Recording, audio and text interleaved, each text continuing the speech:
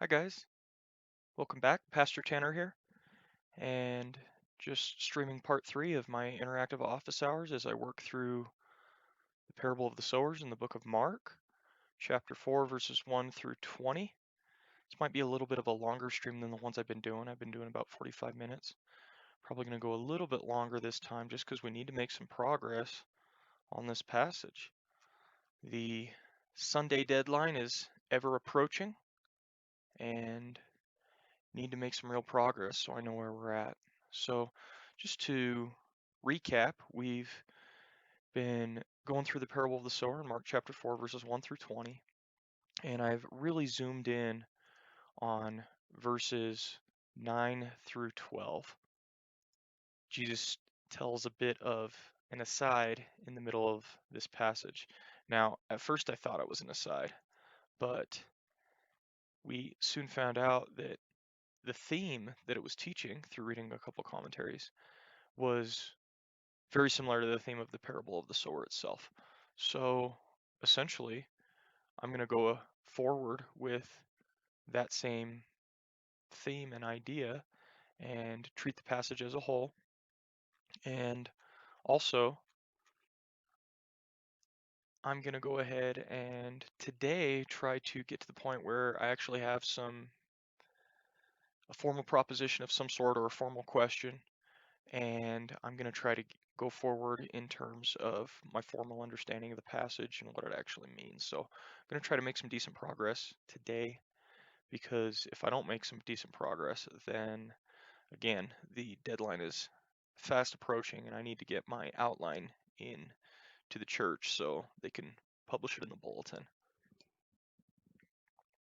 So that's essentially what I'm doing today.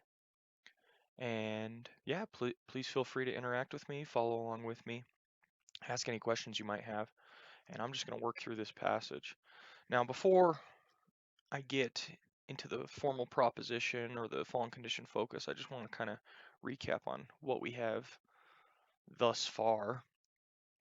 The nice thing is that Jesus actually explains the parable proper. So I don't have to spend quite as much time on verses 1 through 11. I'm sorry, 1 through 8, or on verses 13 through 20, because those go together and Jesus explains the parable himself. So that will have some application that I need to consider, but it won't have any, formal information that I really have to work through hard. I'm going to be reading the commentaries on it, but I'm not going to have to break my back in the sense that I might if I was coming up with something completely fresh or completely new. So what I need to do is figure out truly what the fallen condition focus is and the formal proposition. And I need to start formulating some main points that I think the passage is driving at that I can build the sermon around. Typically, I go for 3 main points. That's pretty classic. And we'll see where I can get to. So, first of all, the fallen condition focus. This is the mutual human condition that we all share, us in this day and age included, with the original audience that necessitated this text to be written. So, the essential question here is, why did God inspire this text?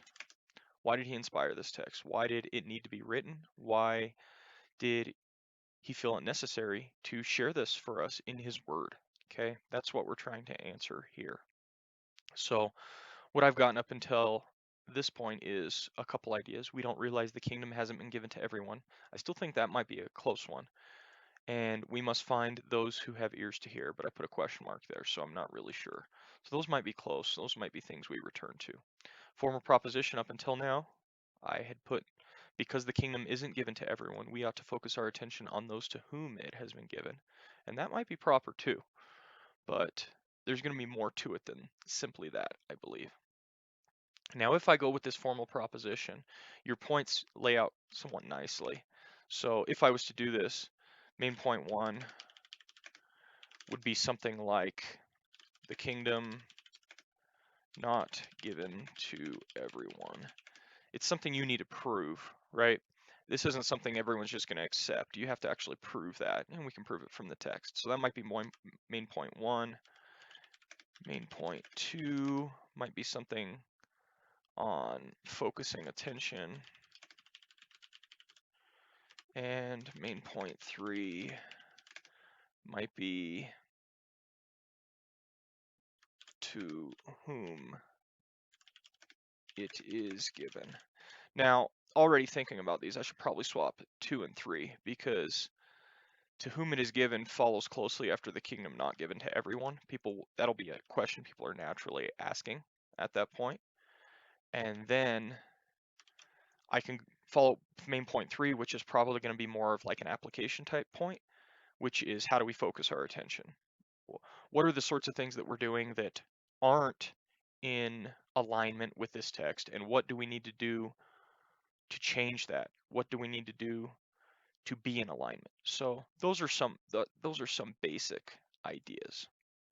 And then what would happen is all these notes that we've been taking, these are kind of some primary notes that we've taken on the text over the last couple parts. These could become subpoints underneath these. I could talk about this aspect, for example, underneath one of these subpoints, or this aspect. So that's one way to go about it. It's not the only way, but it's a start, right? But before we do that, let's get back into the text, read it once more, and think about the surrounding context as we do it. Again, the surrounding context is that Jesus has just had some controversies with the Pharisees. They essentially said that he is able to cast out demons by the power of Beelzebul, the prince of demons. They essentially said he is possessed by Satan. And Jesus wasn't very happy about that, so he criticized them. His family was concerned about his ministry, and so they tried to essentially come and ask him to stop, and he identified the rest of his family with his disciples, and he said, "This is my true family." Now, of course, he wasn't doing that to denigrate his own family, but he was talking about how important it is to essentially be on board with his mission, to be a member of his true family. So that's where we've come from, and we're coming from this background where a lot of different people are reacting and responding to Jesus in a lot of different ways. So if we continue, the parable of the sower now talks about different ways to react to Jesus, essentially. Again, Jesus began to teach by the lake. The crowd that gathered around him was so large that he got into a boat and sat in it out on the lake, while all the people were along the shore at the water's edge. He taught them many things by parables, and in his teaching he said, "Listen, a farmer went out to sow his seed. As he was scattering seed, some fell along the path, and the birds came and ate it up. Some fell on rocky places where it did not have much soil. It sprang up quickly, but the soil was shallow. But when the sun came up, the plants were scorched, and they withered because they had no root. Other seed fell among thorns, which grew up and choked the plants, so that they did not bear grain. Still other seed fell on good soil.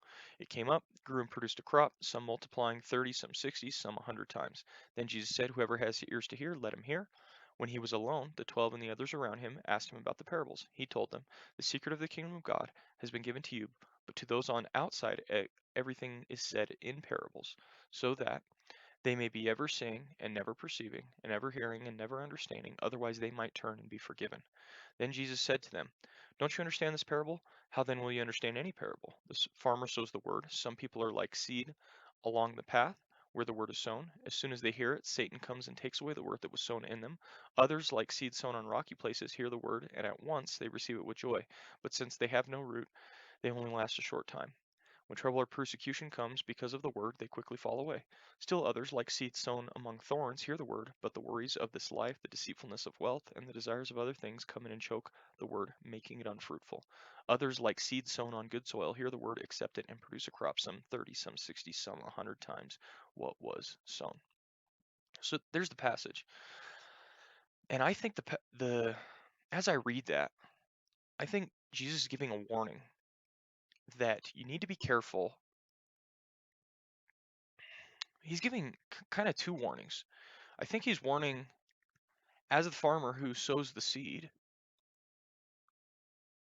we need to recognize that the farmer sows the word. Some people are like seed along the path where the word is sown. You see, there are two things we need to be careful of here. We need to be careful if we're the farmer. Advice for farmers is essentially part of what's going on here. but we also have advice for soil, I'll call it that. And all of us are both as Christians. All of us are called to be both. We're called to be both the farmer who sows the word, and we're called to be a certain type of soil, good soil. Hear the word, accept it, produce a crop, some 30, some 60, some 100 times what was sown. We're called to be both of those things. And so the passage kind of essentially revolves around this. So our fallen condition focus is close, but I think it's too narrow. This only focuses on, both of these only focus on if you're the farmer. We don't realize the kingdom has been given to everyone, and we must find those who have ears to hear. Both of those only make sense if you're the farmer and not soil yourself. But Jesus is making it very clear that we are also soil. So the first one might tie closely to that. We don't realize the kingdom hasn't been given to everyone. Now, it still assumes. It assumes that we aren't being challenged in the passage, which of course we are. So our FCF might be something more like,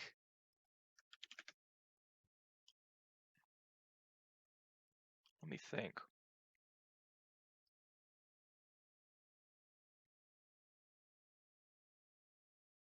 We must, see, I don't want to formulate it as a proposition yet. What's wrong with us that this text needed to be written? Why did God inspire this text?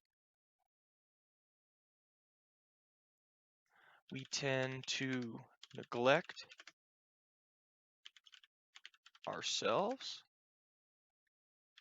when it comes to the word,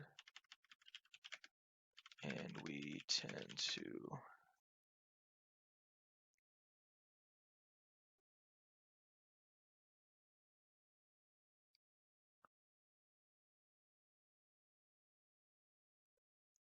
sow inappropriately. We tend to sow inappropriately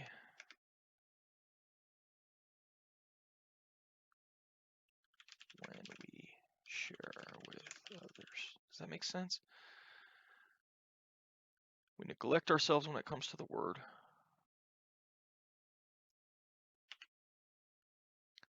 And we sow inappropriately when we share with others. So problems are with the word and our response to it. But not just our response, everyone's response. So it's how we treat the word, both personally in our lives and in the lives of those to whom we are sowing. We neglect ourselves when it comes to word. We sow inappropriately when we share with others. That's right, but I'd like to bring it to one idea. Can I get it down to one idea?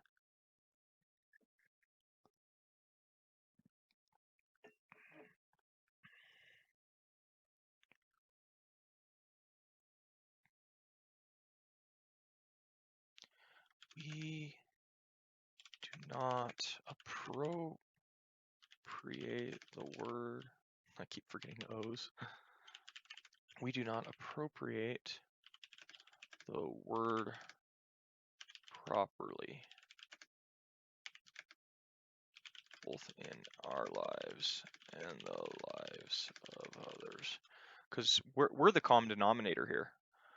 We either have to apply it to ourselves or to the lives of others. And so it's the we. We do not appropriate the word properly. I think that can summarize both ideas into one. We do not appropriate the word properly. That's what's wrong. Because if we're different types of soil, let's say we're the soil in rocky places, others like seed sown in rocky places, hear the word and at once receive it with joy, but since they have no root, they only last a short time. When trouble or persecution comes because of the word, they quickly fall away. So that's us not appropriating the word properly because we're not persevering. We don't have a long-term outlook. Instead, we latch onto it in the short term, but we don't have a long-term outlook, and so we're not appropriating the word properly. So that's one way to think about that. And if we're sowing, as we're scattering the seed, some fell on the path, birds came and ate it up, all these different things. Now, we're meant to scatter indiscriminately, it looks like. At least that's what the farmer sort of does. He just scatters seed. And some accept it, some don't. Response to Jesus is going to be variable regardless of what we're trying to do. So I think that's right to go ahead and phrase it that way. But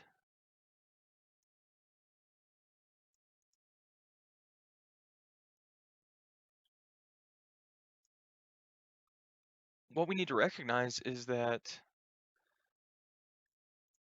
I'm just trying to think here, what we need to recognize is that although we sow indiscriminately, we, in a sense, scatter the seed everywhere. We have to realize it's for our own spirits that Jesus tells us some aren't going to believe, some aren't going to accept. It's for our own spirits. It's not for their sake necessarily. In fact, Jesus tells this in a parable so that they're not going to understand. That's interesting.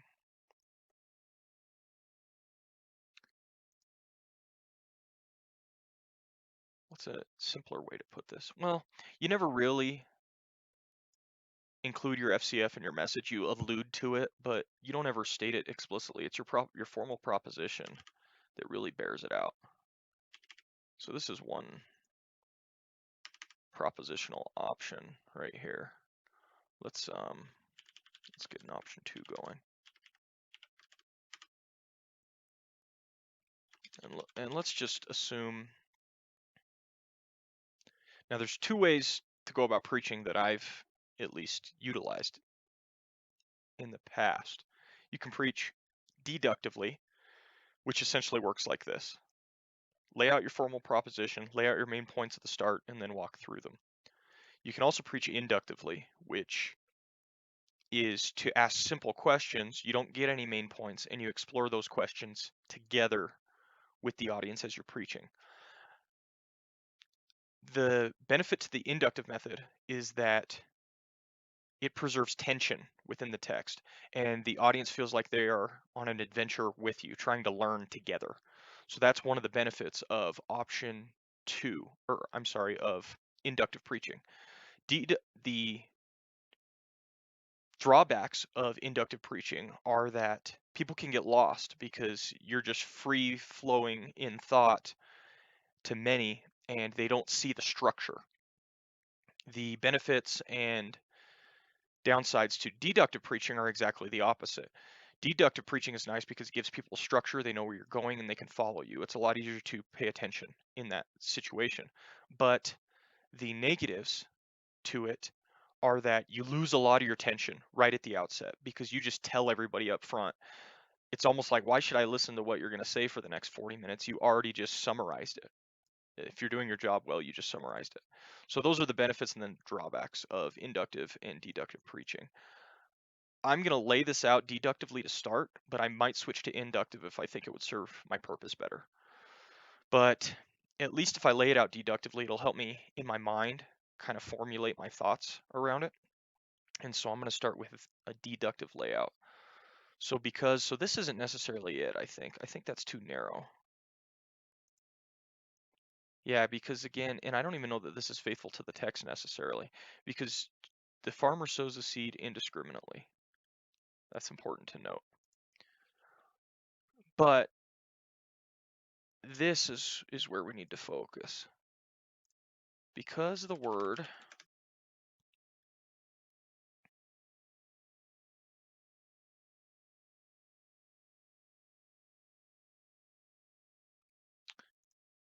is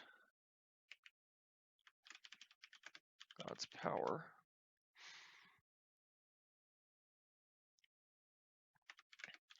we must ensure that we appropriate it properly. That might work. And then what would main points be here?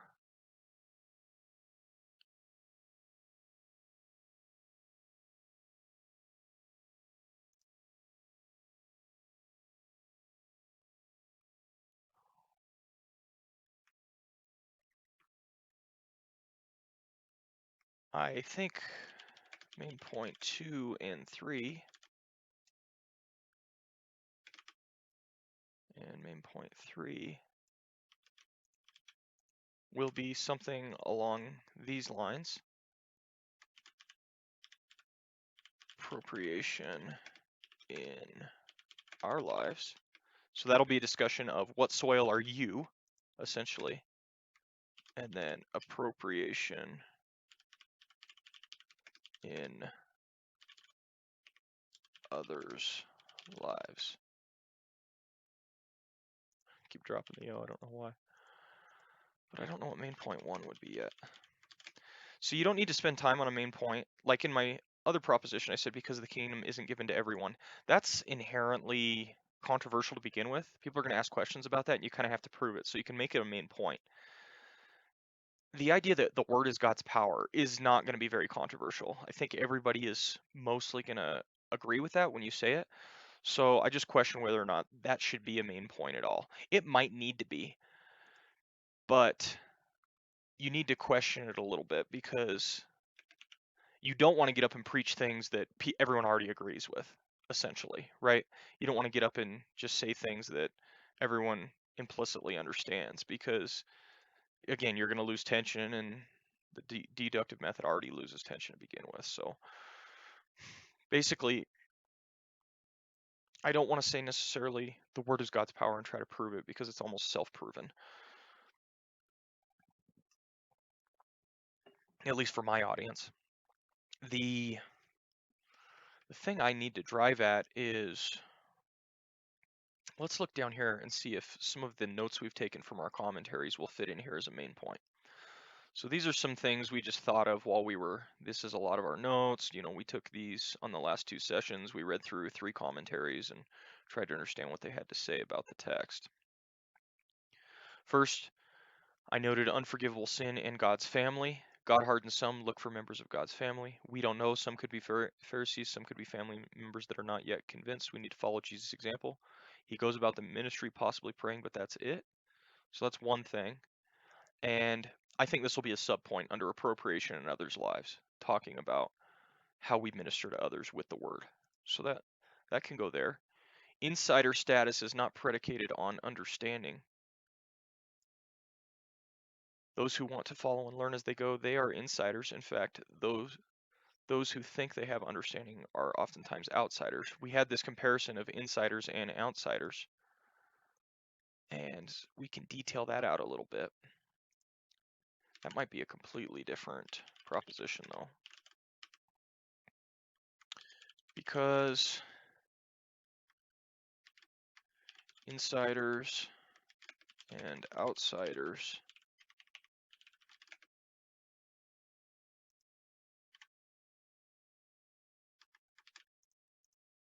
are not. This might be better now that I think of it, because insiders and outsiders are not known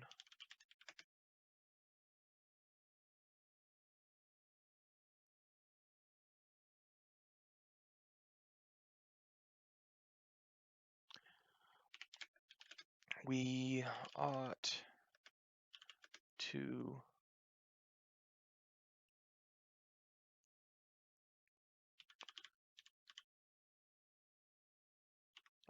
appropriate the word in light of that reality. Let's see, this is getting closer. This, like I said, is self-evident almost, but more than that, it's not really in the text. Like, Jesus isn't really saying God's word is powerful. Don't get me wrong, that's a concept we all agree with and we understand from other parts of the Bible, but it's not being talked about really here. It's not the fact that God's word is power, and that's probably why I was struggling with my first main point. It's not the fact that God's word is is powerful that we need to do these things. It's the fact that people don't respond appropriately, ourselves and others included.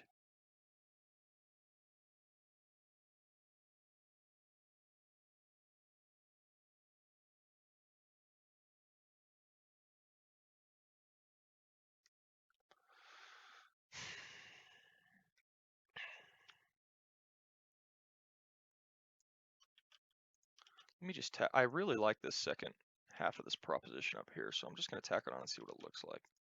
Because insiders and outsiders are not known, we must ensure that we appropriate the word properly. See, that's getting closer. That's getting closer to what the text is actually teaching. I still don't think it's right, and I don't know if it's appropriate, excuse me, I don't know if it's appropriate in the formal proposition to use this language of insiders and outsiders, because people are going to be like, what? Now, it might actually be good because it might grab people's attention and give us something worth talking about in main point 1. But I still want to work on this a little bit. I don't know if it's as clean as I want it to be.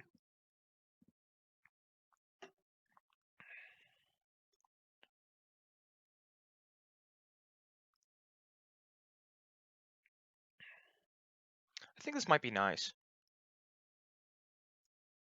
But is it the fact that they're not known? That's part of it.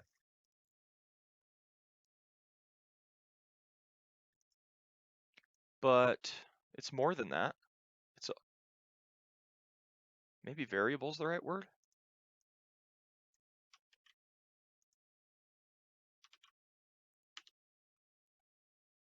Are variable?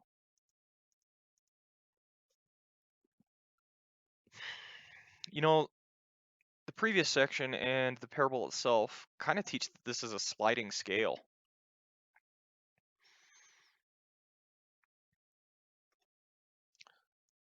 So variable might be correct. I like this. I really like where this is going, to be honest. I like our 2 main points here. Really, I'm just nailing down, I think, the first half of the proposition so that I can make some progress on main point 1. And then once I've got those, we can spend a little time thinking about deductive versus inductive in terms of what style we're actually going to use to preach, and then we can actually start outlining a bit. So we're sure getting there. Because insiders and outsiders are variable,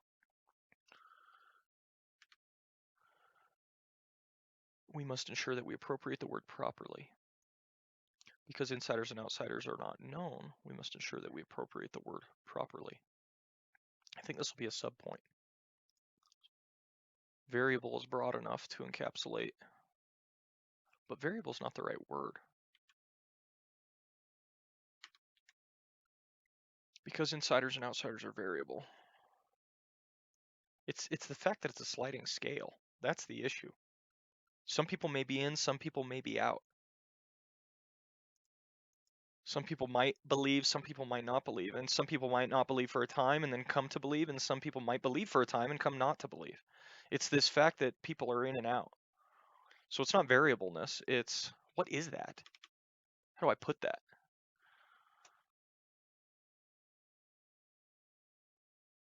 It's not essentially variableness that's the issue. It's the fact that it's predicated on time. It's the fact that there's a movement.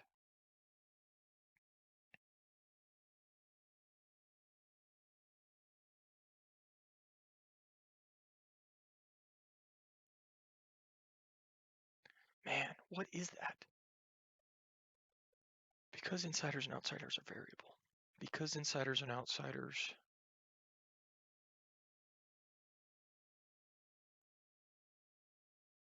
and maybe I don't use the language of insiders and outsiders. Let's try this. Let's try to use the phrase kingdom status.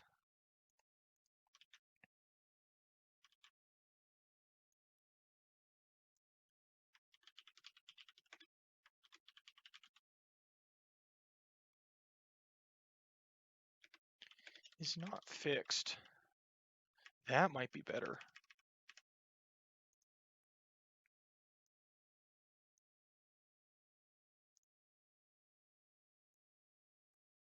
Because kingdom status is not fixed. Is that what Jesus is teaching?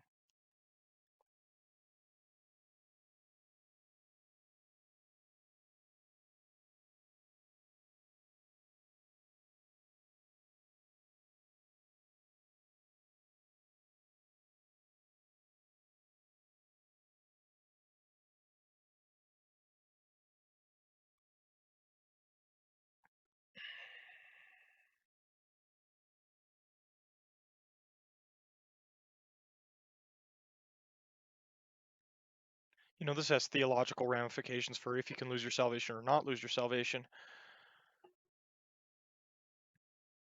And I don't think that's what's being taught here. I don't think Jesus is trying to teach on whether or not you can lose your salvation. I don't think that's his point or his purpose. So I don't want to introduce ideas to the text that aren't there. I don't want to create confusion where no confusion is needed, right? So I need to be careful with this one.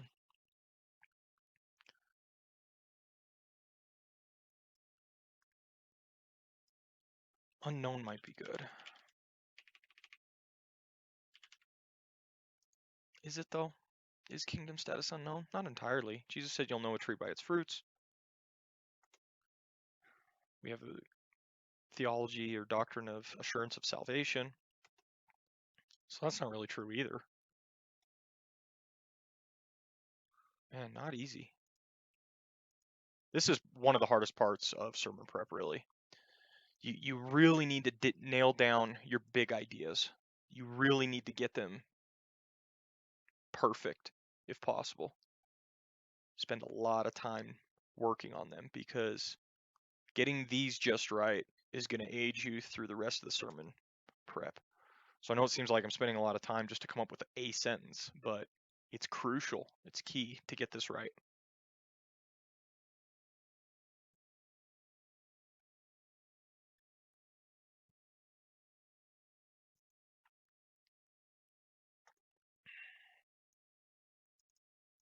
I'm just going to put my ideas down because this is kind of brainstorming. Because kingdom status is, I had unknown, and then I also had not fixed.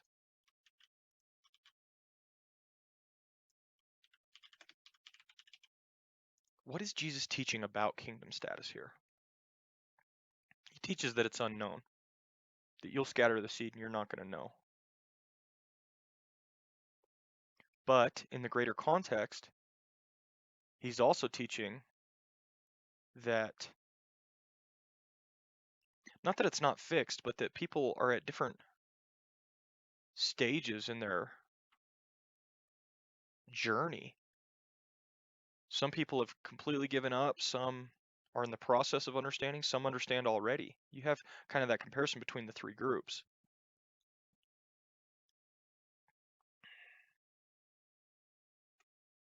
So it's not only that it's unknown, that's part of it.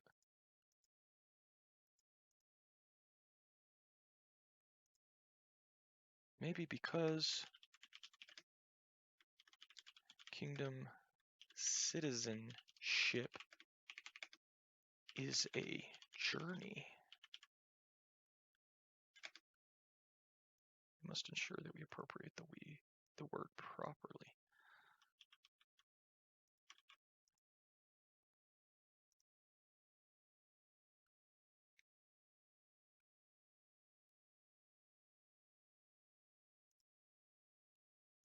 That's getting closer to what I want.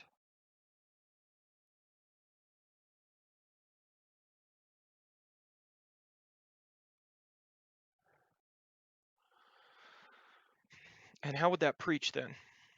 Because kingdom citizenship is a journey, we must ensure that we appropriate the word properly. How would that preach? I could talk about main point number one with the journey itself, the journey that we're all on, and the fact that many different people are at different places in their journey. And then I could talk about appropriating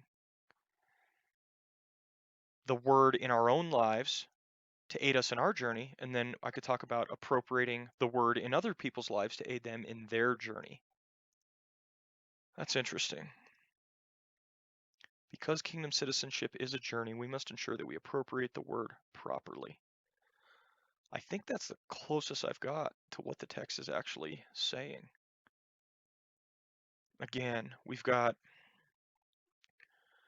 Jesus with the Pharisees and the scribes, and they essentially say he's possessed by Beelzebul, by the prince of demons. He is driving out demons. So where they're at in their journey is they're completely out, right? They don't want to have anything to do with this. Then the second group of people in the journey are his family. Then Jesus' mothers and brothers arrived. Standing outside, they sent someone to call him. A crowd was sitting around him, and they told him, "Your mother and brothers are outside looking for you." "Who are my mother and brothers?" he asked. So that's the second group. His mother and brothers aren't there yet. They will eventually get on board. We know that from church history, but they're not there yet, so they're struggling. Pharisees are completely out. Scribes are completely out. They don't want to have anything to do with Jesus. They're plotting to kill him. We've seen that earlier in the book of Mark. Then his family just struggles with him. They don't understand what he's doing. They don't understand what his ministry is about, and they have issues with him. And so they're like in this in-between state. And then you go on, and Jesus gives the parable of the sower, and he says, verse 10, when he was alone, the 12 and others around him asked him about the parables. He told them, "The secret of the kingdom of God has been given to you, but to those on the outside, everything is said in parables." And so this is a third group, and they're in the camp. Now, of course, we're going to have subpoints that while they're in the camp, they don't have full understanding. They're still struggling to understand what he's saying, but at least they're in the camp. And so everybody's at a different place in their kingdom citizenship journey, according to the text. And what Jesus is essentially saying is that you want to ensure for yourself, this is appropriation of the word in our lives, that you are good soil. Others, like seed sown on good soil, hear the word, accept it, and produce a crop, some 30, some 60, some 100 times what was sown. You want to ensure that for yourself, that you are on good soil. And you sow the seed indiscriminately. As he was scattering the seeds, some fell on the path, and the birds came and ate it up. Some fell on rocky places where it did not have much soil. It sprang up quickly because the soil was shallow. But when the sun came up, the plants were scorched and withered because they had no root. So you sow indiscriminately, both in your life and in the lives of others. Let's make sure we get the seed correctly. Do you not understand this parable? How then will you understand any parable? The farmer sows the word. This is key. The farmer sows the word. Ton lagon spere. The word sown.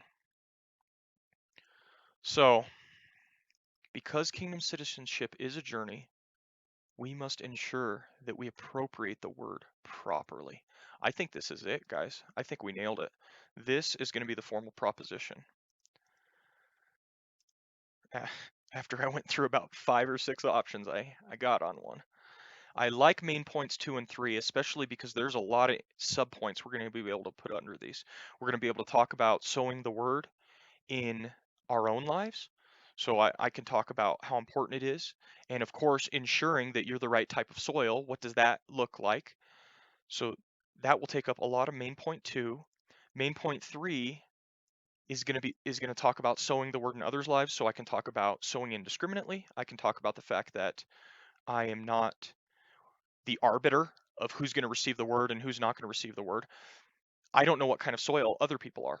And soil is prepped different ways throughout our lives. Some of us might start out as hard soil and then it's softened over time based on our experiences with others, interactions with others. Some might have hard soil. We don't know those things. And so it's our job to essentially just sow indiscriminately. So I can talk about all that in main point 3. So I really like where this is at. I like our formal proposition. I like main points 2 and 3. I'm struggling a little bit with main point 1.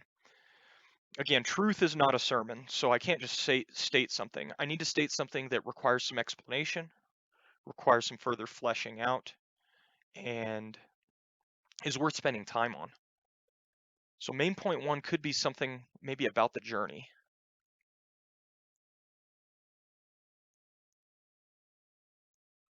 So maybe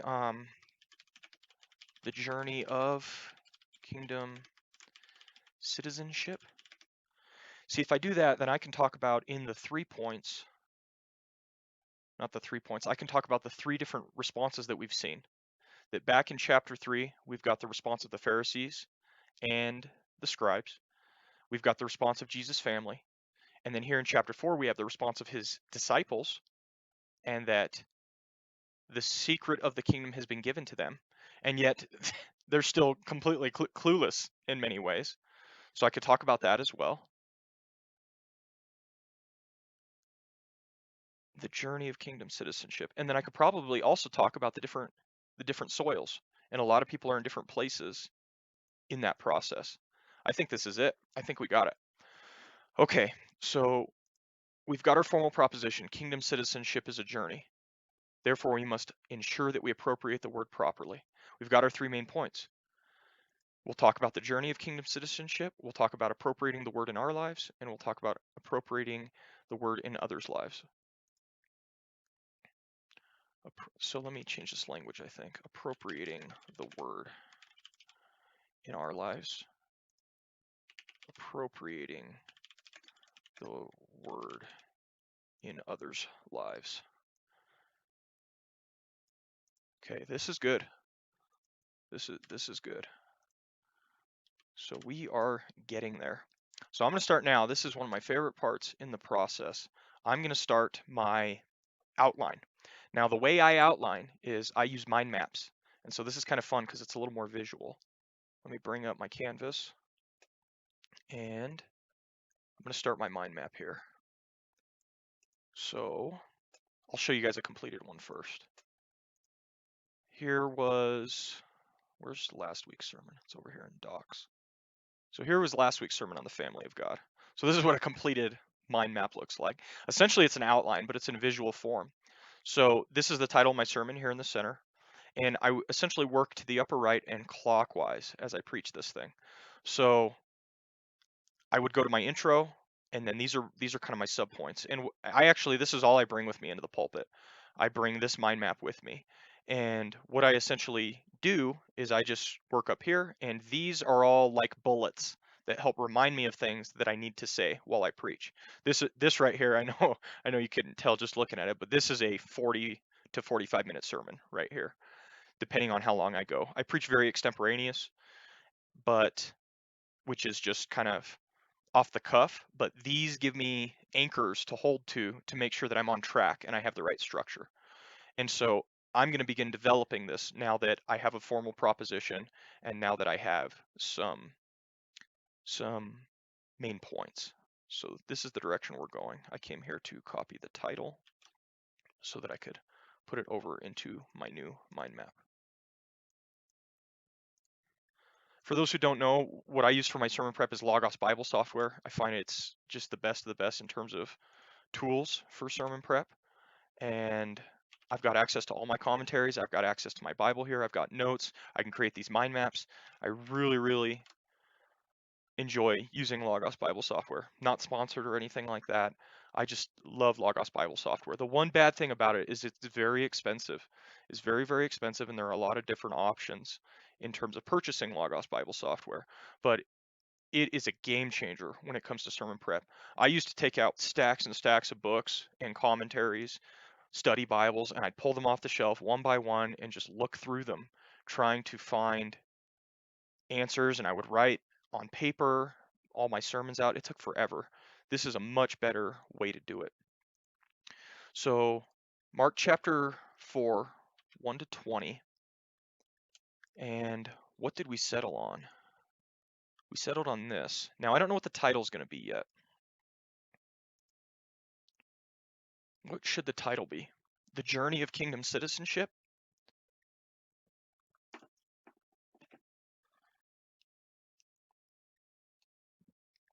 That might be good. The Journey of, we'll just put that in for now. I can always change it. So I use this big blob that I have created for the title, The Journey of Kingdom Citizenship. That might be a little too long, but we'll see. We'll see. Now, I'll use a yellow, and we'll go intro with this guy. And I have no clue what the intro is going to be yet, but I only just established the guts of the sermon, so we'll get there. Now, off of the intro, we are going to have our formal proposition. Now, this is provided we decide to go deductive. There are two ways you can preach a sermon. You can preach inductive or deductive. There are many others, but the two that I primarily utilize are inductive and deductive.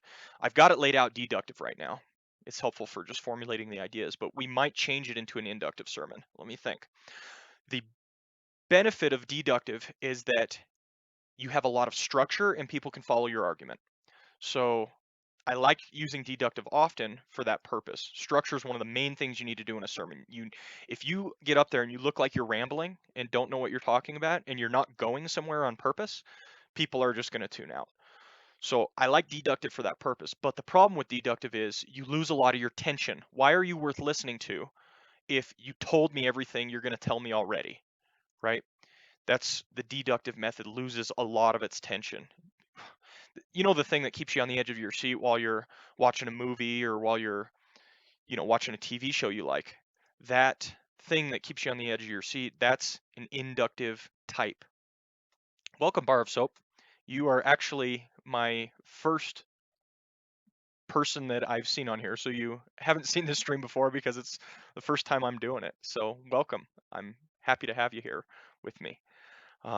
I do sermon prep normally. Why I started this is I was trying to keep office hours at my church and people weren't coming.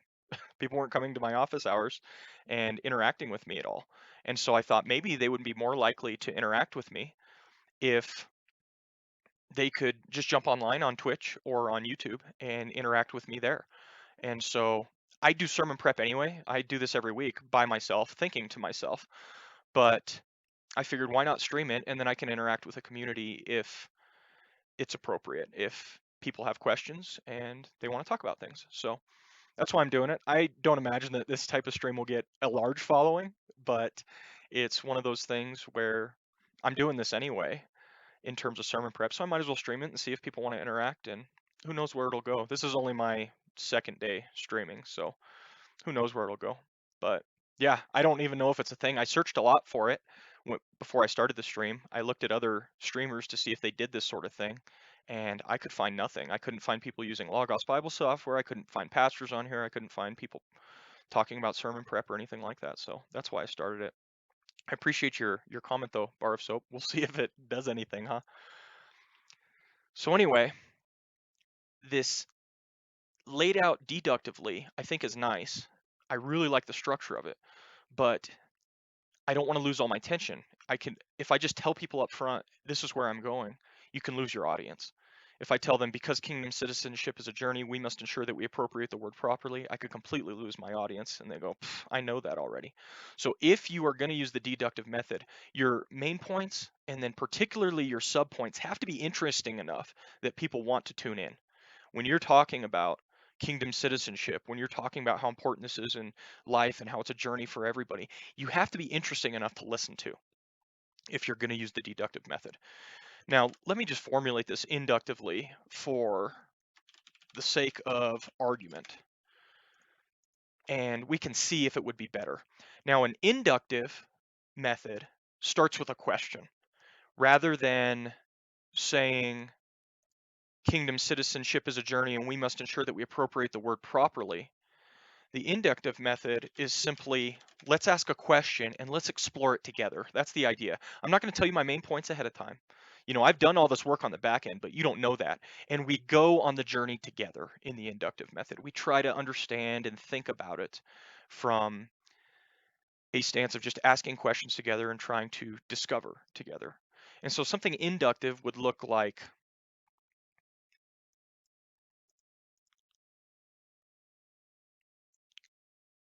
I don't know if we'd mention the kingdom citizenship part or the appropriation of the word. So something inductive would be like, how do we apply the word in people's lives? How do we apply the word in people's lives when everybody is at a different stage in their journey? You see how this invites you in along with me? How do we apply the word in people's lives when everybody's at a different stage in their journey? It invites you in. It says, come and ask these questions with me and let's find out together. And so what is great about the inductive method is that it provides tension. You immediately want to go on this journey with me. How do we apply the word in people's lives when everybody is at a different stage in their journey?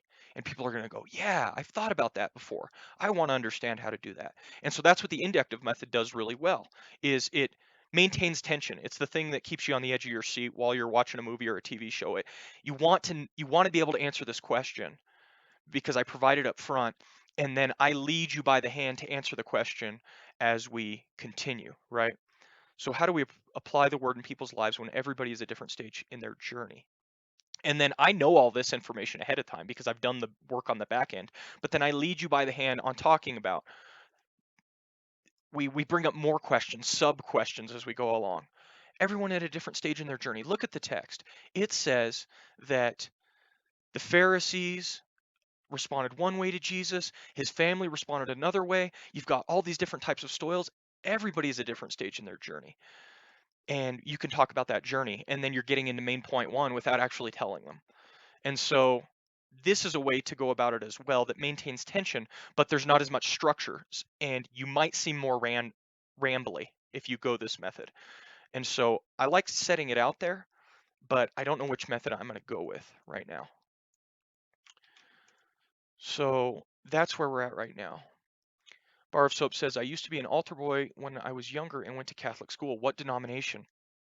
Bar of Soap, I'm so glad you shared that and you asked. My particular denomination, I am a pastor at a Baptist church, but I would say my particular affiliation is probably Reformed Baptist, but I don't actually. The Baptist holds a lot of baggage. A lot of people, when they hear Baptist, they think of a certain thing. I actually attend a Presbyterian seminary. So I would go to a Presbyterian seminary currently, but I'm the lead pastor at a Baptist church that is independent Baptist. And then my own particular theological conviction is probably Reformed Baptist. But I'm very open to other.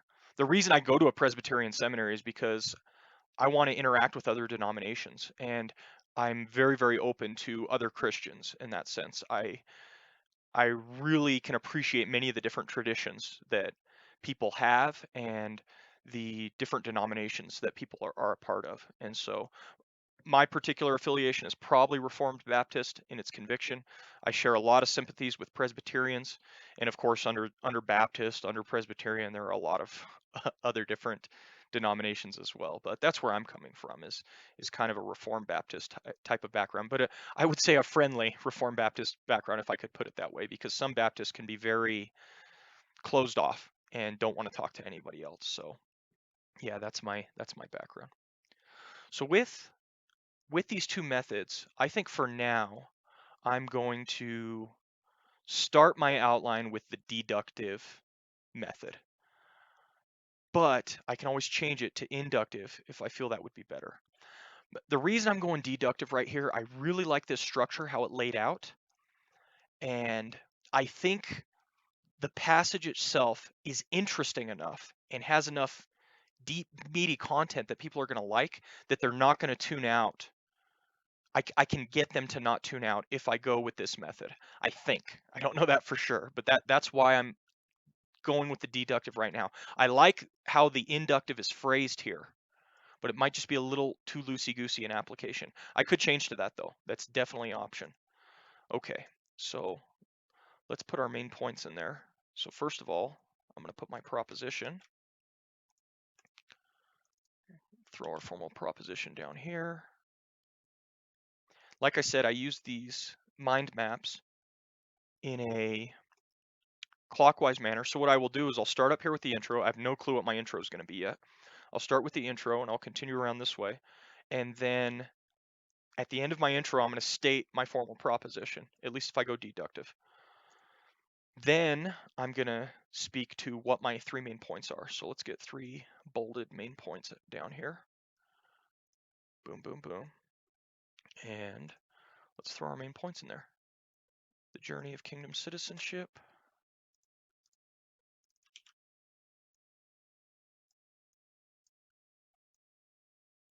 Right there. So I will go clockwise around here, state my formal proposition after my intro. Then I'm going to go into the journey of kingdom citizenship as point number 1. Then point number 2 is going to be appropriating the word in our lives.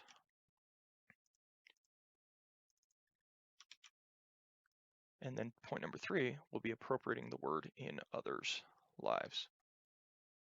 So let's get all that going right here. Appropriating the word in others' lives.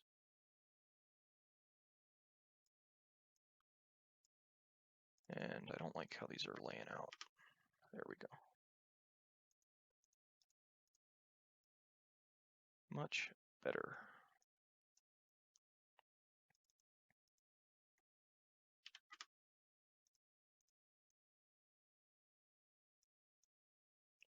So here's my 3 main points. Again, if I go deductive. And let's see. Now we've got 2 jobs. We've got to flesh these main points out with subpoints. I've got these big headings, but the question is, what's going to be interesting to talk about underneath these big headings?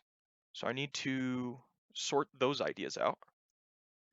And then I also need to think of an illustration, not an illustration, an intro that will grab people's attention right off the bat. And your intro absolutely needs to tie into what your formal proposition is going to be. That's why you got to get your proposition, your main points down first.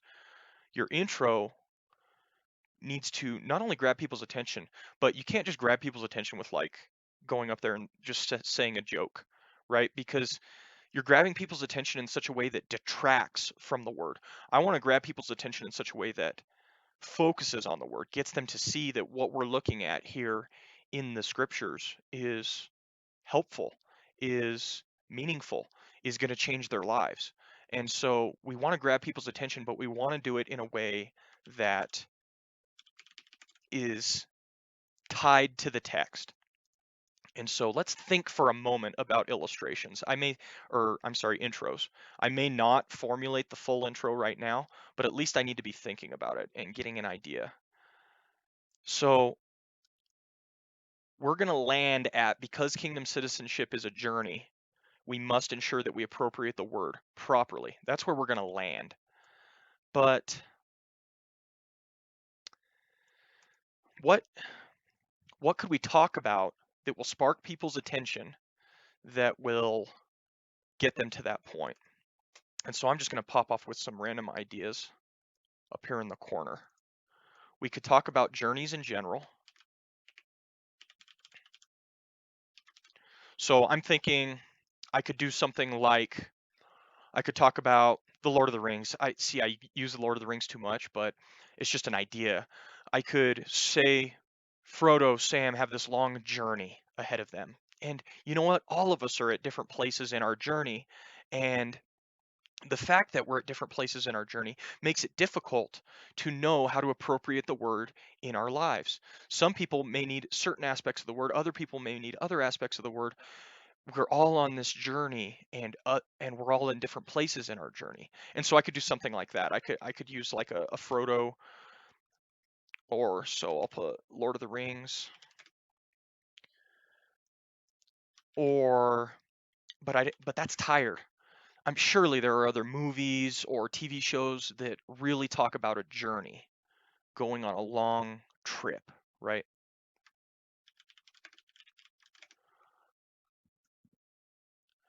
I'm almost thinking even the old vacation movies or something like that, where there's these long trips that people go on.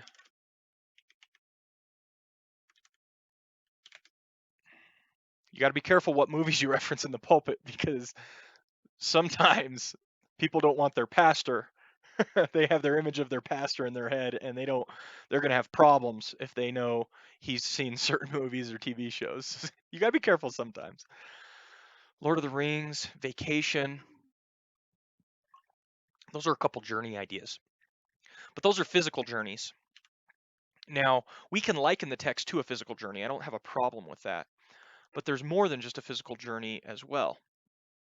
So, other people, like, there are a lot of movies or TV shows that talk about almost an intellectual journey.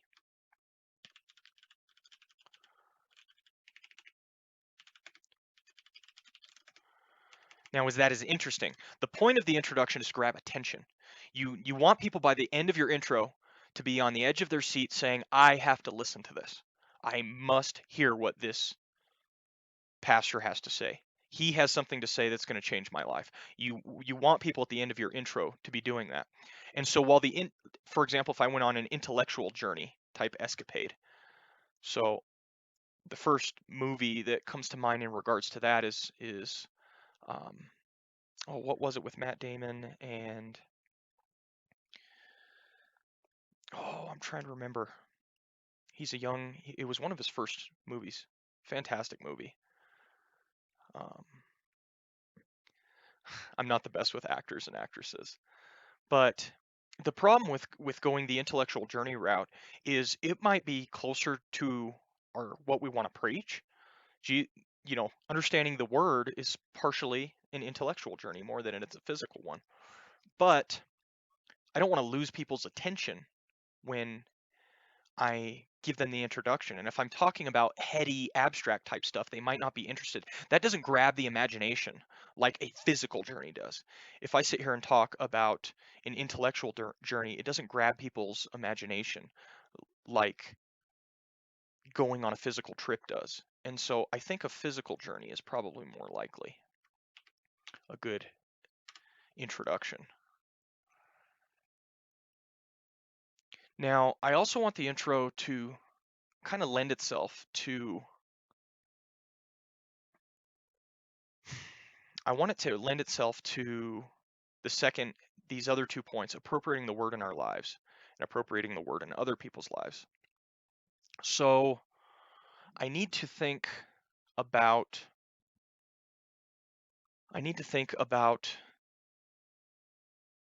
how those journeys could tie into appropriating the word. Now, I could do something like this. I could say, in Lord of the Rings, Frodo and Sam had many tools they needed in their journey. They had the lembas bread, for example, that when they ate it, it provided them a lot of sustenance, even though it was lightweight and easy to carry, right? They had a lot of tools. And the tool we have in our journey is the word. So I could tie into it that way. That might be good. I don't know yet, though. So I'm just going to put some notes for this. I want to leave vacation. That might be a better idea at some point. Again, it's just, I think I used a Lord of the Rings introduction like 2 or 3 sermons ago. I don't want to necessarily do that every time. Lembas. I'll put tools, question mark, lembas, and word.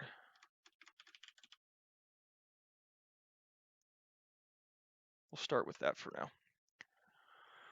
Okay, this is getting me on track with maybe how I want to grab people's attention and tie into the formal proposition.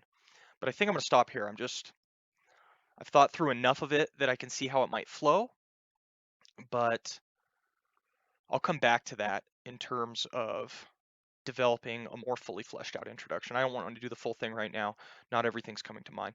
But for introductions, you can do lots of things. You can do story. You don't have to do movies and TV shows. Those are easy ones.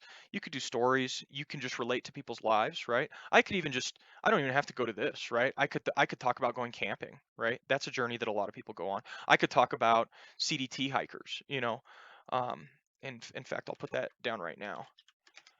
I live in Colorado, so I might have people who know about the hiking. I could tie it to the outdoors and that type of thing. So there are hikers that hike the entire Continental Divide Trail, and that might interest people. I could talk about CDT hikers and how they're on this long, epic journey, and they travel all the way from New Mexico to Canada. And I could grab people's attention that way and say they have many tools that they need on their journey. They have many things that they need to help them, but their primary tool is their tent, or their primary tool is their pack, or whatever. Our primary tool in our journey, our spiritual journey, is the Word. And on this journey of kingdom citizenship, we need to ensure that we appropriate the Word properly. Because kingdom citizenship is a journey, we must ensure that we appropriate the word properly, and then that'll tie into everything. So those are some ideas. Again, I don't want to get hung up on that. But now I've got it fleshed out a little bit now. I've got the intro, I've got my three main points, and then I've got my conclusion, and I've got a rough idea for what my actual intro will be, and I've got my formal proposition laid out. So that's a really, really good framework to start with. Now what I want to do is I want to begin to take some of this info. I've had a lot of ideas that I've run across in my preparation, and a lot of good ideas in my commentaries. And I want to take these ideas and begin to see where are they going to fit in my main point structure. Okay, so I'll just go through some of these ideas. Again, in the last two, yesterday when I streamed, I read three commentaries on the topic. I read through the New Testament use of the Old Testament. So this is an excerpt from there. I just bolded everything that I liked. And then I also read from the Pillar commentary, which is written by James Edwards. Pillar on Mark, right here, Pillar commentary. So I read through a section on this and I got some good ideas from that. And then I also read the New International Version application commentary by Garland. And he had some good ideas there. And I just wrote down the ideas that I took quotes of the ideas that I thought were good. And then here in this little section, I just kind of put notes to spark my memory on the things that really grabbed my attention. So the first thing I've got down here is unforgivable sin and God's family. In chapter 3 of the book of Mark, oh, I closed it. In chapter 3, we had the unforgivable sin with the Pharisees, and we had Jesus' family who hadn't quite accepted him yet. And that's where I got a lot of this journey idea in my formal proposition. And so I wanted to reference back the previous passages. I want to show I'm not, even though I've got a unit of text that I'm preaching on, I'm not preaching in a vacuum. I'm not preaching just by itself. The text relates to chapter 3 as well. And so I want to mention that a little bit. So I've got unforgivable sin in God's family, and I had some potential applications. God hardened some. So look for members of God's family. We don't know where people are at in their journey. Some could be family members, some could be Pharisees, and so we need to follow Jesus' example. So that one I know I'm definitely going to use, following Jesus' example, because we don't know where people are at. What was his example? His example was to sow indiscriminately and to not get hung up on particular people. He didn't, so his family, for example, his family didn't necessarily agree with him on a lot of stuff, and they were concerned about him. If you go back to chapter 3, verses 20 to 21, then Jesus entered a house, and again a crowd gathered, that he and his disciples were not even able to eat. When his family heard about this, they went to take charge of him, for they said, he is out of his mind. So his family didn't necessarily agree with him or believe in him. They thought he was out of his mind. And then later on, they come back into the picture. Then Jesus' mother and brothers arrived, standing outside. They sent someone in to call him. A crowd was sitting around, and they told him, your mother and brothers are outside looking for you. Who are my mother and brothers? He asked. Then he looked at those seated in a circle around him and said, Here are my mother and my brothers. Whoever does the will, God's will, is my brother and sister and mother. So he has his family, and they've rejected him, at least at this point in his ministry. And imagine, we have so many people who, if they're our family members and they're not believers, we get so upset. And Jesus is able to look around and say, okay, they haven't bought in. That's fine.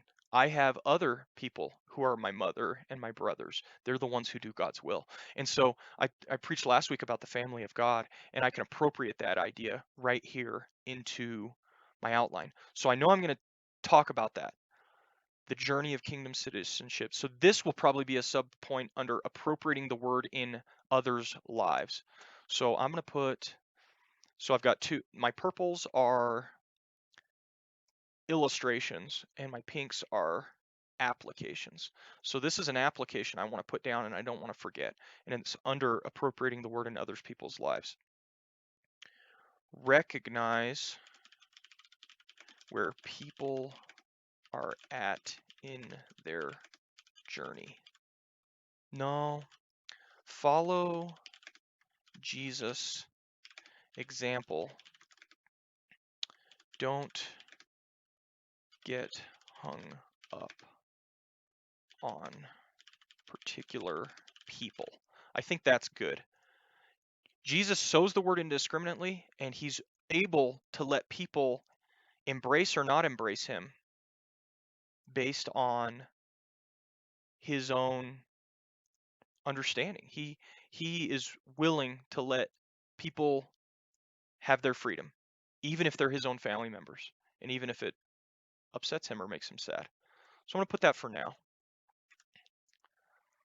Bar of Soap says, I notice you're doing this for the Gospel of Mark. I've lapsed a bit in practicing religion, but I remember this is currently year C in the liturgical year cycle for us Catholics, so we mostly use the Gospel of Luke and some in the Gospel of John right now. How do Baptists choose which Gospel to use? Do you use a similar schedule? That's a great question. I actually don't follow any formal liturgical year or cycle. Some Presbyterians follow that, and I know there are some Protestants in general who actually follow a liturgical year, but I actually don't follow any formal cycle in that sense. What I've chosen to do, and the tradition I come from, people preach through the Bible verse by verse, chapter by chapter in a particular book. And what we'll do is during certain times of the year, we will pause in our series and go to something else. Now, the reason we do this is there's a biblical injunction to preach the whole counsel of God, to preach the whole counsel of God. And my tradition kind of takes that literally, that we want to go through and preach everything the Bible has to say, rather than focusing on particular things. So in terms of my sermon prep and the different things that I will do, it goes something like this for me. When I took the pastorate here at my church, I decided on the book of Mark as something we were going to preach through. And so Sunday to Sunday, I typically preach through Mark. But when certain days come up, Easter, you know, Palm Sunday sometimes, it's appropriate. Of course, Christmas, major holidays, and even certain days like Mother's Day or Father's Day, I will go out of my way to preach a separate message. I'll pause in the book of Mark and I will go to a different passage and preach simply on that passage instead. So I think recently I did a Mother's Day sermon. Let's see here. I can look in my old sermons, Canvas documents. Mark, boom. Sermon, 1 Corinthians 5:7, Easter service.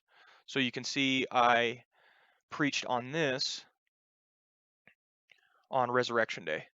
And you can see I had a similar idea, much more free-form outline as you can see. It wasn't as detailed, but it was because I focused on one passage and I just wanted to get some big ideas in terms of the Easter service, right? And so that was 1 Corinthians 5:7.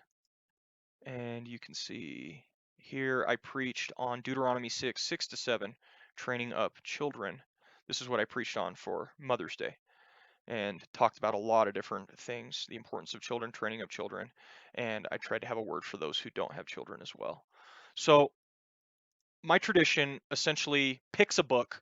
I chose Mark, preaches through it verse by verse, chapter by chapter, and then for very, very special events, will pick certain ideas to preach on.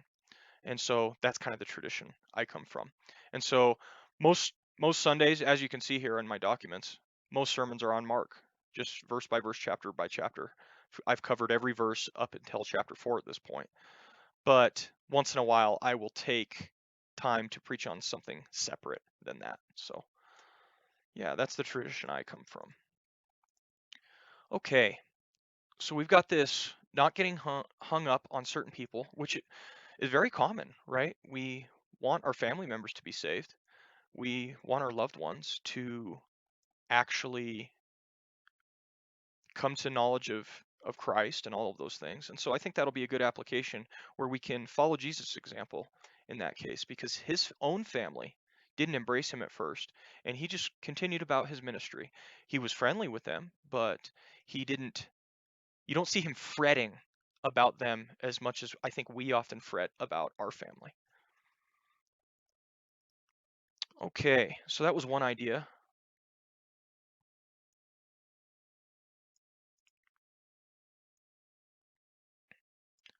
And I'm going to put, just to remind myself, I'm going to put pray. I bet Jesus prayed for his family during this.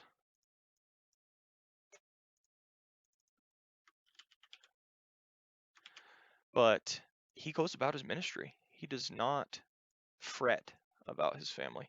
And eventually they do end up getting saved. We know that from church history, which is very interesting.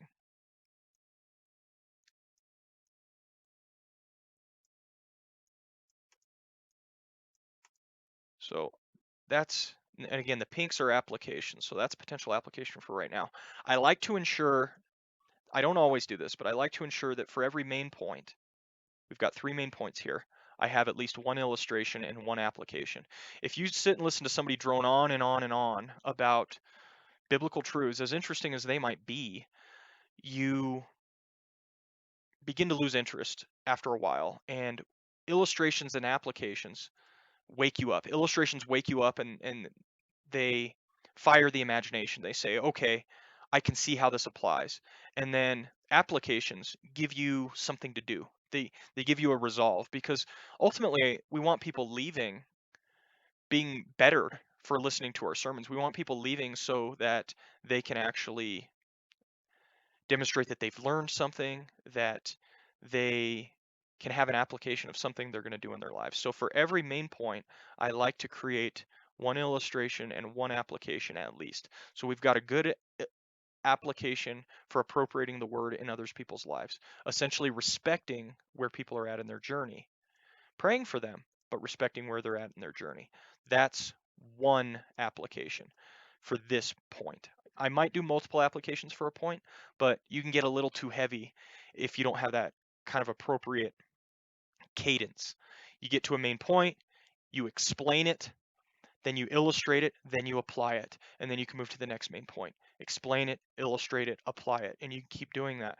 But if you focus on, like, sometimes a lot of preachers, and I've done this before too, they'll backload application. They'll put all the application of their sermon at the end. And what ends up happening is people kind of get overloaded at the end. And you also have kept them waiting. You haven't given them things to do. They can't see how it applies to their lives if you wait till the last 30 minutes of the sermon and then you hammer them with 4 applications, 4 things they need to do in light of this. I've done this before. In fact, I might have done that last Sunday, but it's not ideal, I think. So we've got 1 application here. Let's continue to read through our notes. And I'm going to cross this off so that I don't keep reviewing it, so that I can remember that I'm done with that one. Where's my strike through?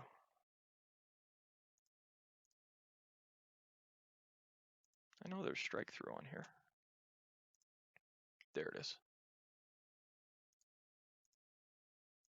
Follow Jesus' example, goes about his ministry, possibly praying, but that's it. Strike through. Okay. So we've got the unforgivable sin in God's family, how it relates. God hardens some, He looks for so we should look for members of God's family. We don't know where people are at in their journey. These are all ideas. I'm going to hold on to those for now. This was a good one. Insider status is not predicated on understanding. If you look down at the text, when he was alone, the 12 and the others around him asked him about the parables. He told them, "The secret of the kingdom of God has been given to you, but to those on the outside, everything is said in parables." So you have that, and then you have down in verse 13, "Then Jesus said to them, 'Don't you understand this parable? How then will you understand any parable?'" Now, this is an interesting thing. These are the insiders, Jesus' people. These are his disciples, the one who have embraced him and have accepted him. "The secret of the kingdom of God has been given to you," he says. "This, you are my people," he essentially says. And yet, they don't have understanding. Then Jesus said to them, "Don't you understand this parable? How then will you understand any parable?" So, one important note that we noted when we were doing our prep yesterday is that insider status is not predicated upon understanding. That is a key idea that the text is presenting here. You do not have to understand completely in order to be a member of Jesus' group. That's so key. I think we oftentimes, in churches especially, make Christianity about understanding. We make it about having knowledge, knowing the gospel, knowing these certain truths, all of those ideas. But even Jesus' insiders, his disciples, the people to whom the secret of the kingdom of God has been given, don't have understanding, and yet they're insiders. Now, they will develop understanding, but that understanding is part of the journey. It's a growth that they develop over time. So, insider status not predicated on understanding is a key truth that I want people to hear as a subpoint. Now, where does it go? I think it goes under journey. I think it goes under journey. And this is just a subpoint. Insider status not predicated upon understanding.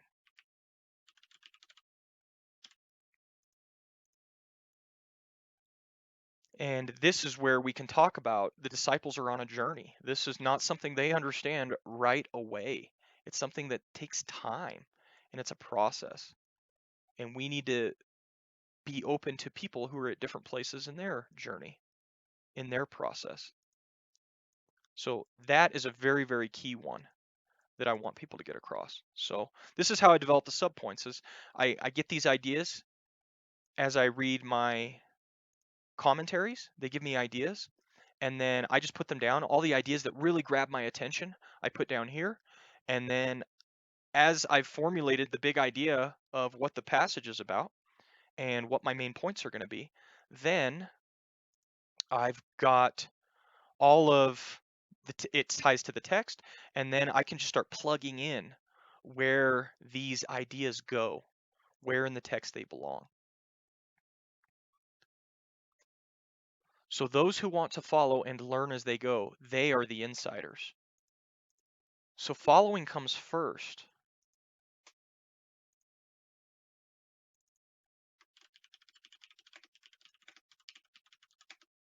Learn as you go. That's what the disciples did. They followed first, and then they learned as they went. They're not expected to have a complete understanding right from the get-go. But I think we treat people that way sometimes. So that's good. That'll preach, as they say. That'll preach. Now I've got applications I can bring out of that too. Well, first, how would I illustrate that idea? I really like that idea, and I might want to make it the focus of this main point. How do I illustrate that? Man, I could use it like a sport. I could talk about how you join the football team, but you're not a great football player yet. That comes as you go. You join the soccer team, but you don't know all of the ins and outs of. I'm going to do that for right now as my illustration. Joining a sports team. This could change, but we'll try that. And so I've got a good illustration. So this is what I love about preaching and how it kind of comes together with the indicatives, the truths, and then how to fire people's imagination and help them understand things for applying to their lives. So I'll be preaching on because kingdom citizenship is a journey, we must ensure that we appropriate the word properly. And then I'm going to give an appeal to people. I'm going to say, guys, everybody's at a different place in their journey.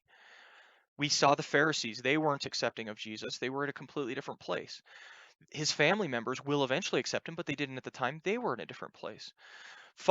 I could say insider status. Well, no, I don't need to go there yet. So I'll talk about that, and then I'll talk about, and we're in a different place in our journey. Now, something we need to recognize is that in the text, even the people who were following Jesus were also not full of complete understanding. They didn't understand completely what they were doing. And so what I can do is then tie to this idea that insider status is not predicated upon understanding. I could, so what I need to do is I need to reference the verses for that. Verse 11 and verse 13. The secret of the kingdom of God has been given to you, but to those on the outside, everything is in parables. Verse 13, don't you understand this parable? How then will you understand any parable? So I need to reference both of those. So let's go verse 11 and 13. This marker will just help me to remember that I need to reference those verses at this point. Now, do I want to reference it before or after I make this statement? After. Because this statement will grab people's attention. And I might slim that down. This is kind of an academic way of putting it. Insider status is not predicated on understanding. People are going to be like, huh? But I might slim that down a little bit and maybe not use the predicated word and maybe not insider status, all that type of stuff. But in fact, let me do that right now. Being a follower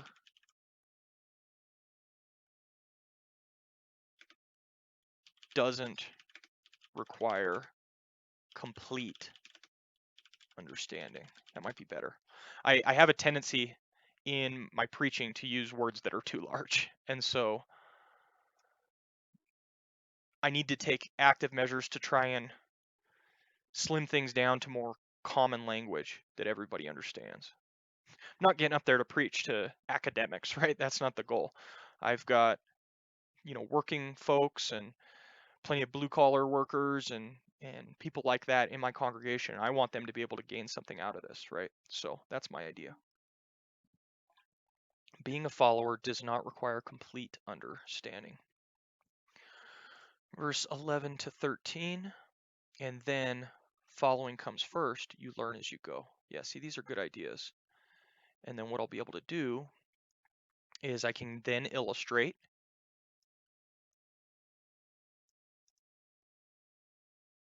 with the joining a sports team illustration.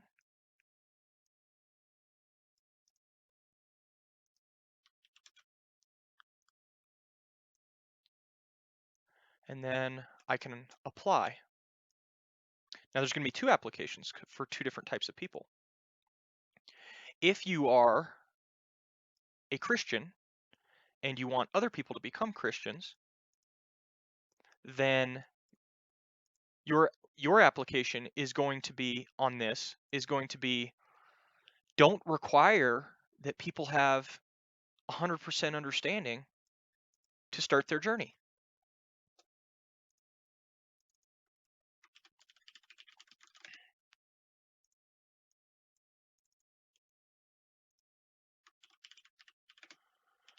We don't want to impose upon people this idea that they have to have a complete understanding of the gospel in order to become Christians. The disciples didn't have a complete understanding of the gospel. They were confused. They didn't understand the parables. And Jesus says, essentially, it'll come. It's going to give it time. That's essentially what Jesus says. So don't require complete understanding of others. So that's an application for Christians. Don't be jerks about your witness. Be patient with people. And the application for unbelievers is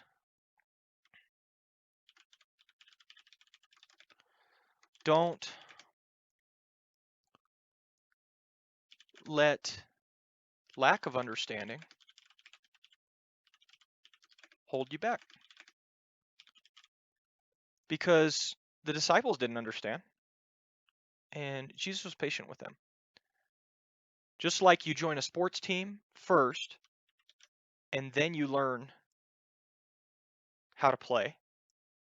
I mean, you might already know ahead of time, but you can join a sports team first and you learn how to play because you practice drills and all of those things.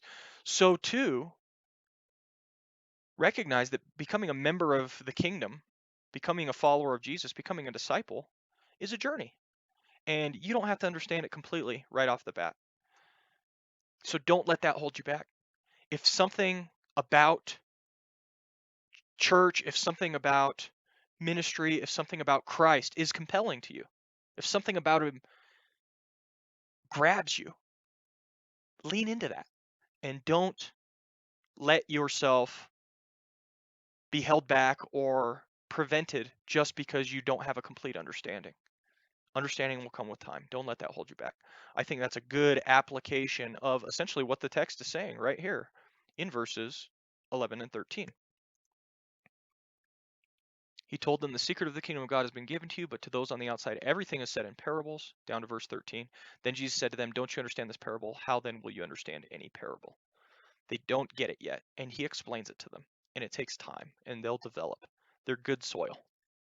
So they are insiders, those who want to follow and learn as they go. In fact, those who think they have understanding are oftentimes outsiders. Should I put that in? The idea with this one was people who think they understand everything, oftentimes, like the Pharisees. So we had the Pharisees in the previous chapter. They thought they understood everything. Jesus makes very clear, you're not part of the kingdom. You're not a follower of mine. You essentially aren't a follower of who I am, and you're not a member of God's kingdom, right? He basically says that to them outright. And so I think that's very, very interesting. Let's continue.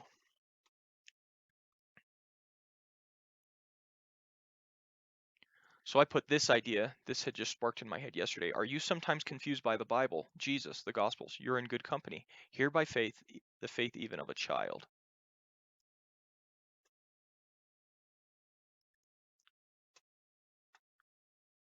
That kind of goes with my application here.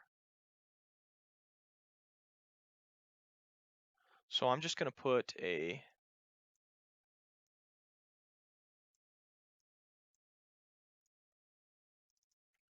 confused,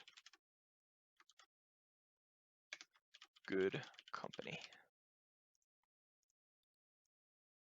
to help myself remember that. I might remove that, not sure yet, but I want to encapsulate that idea.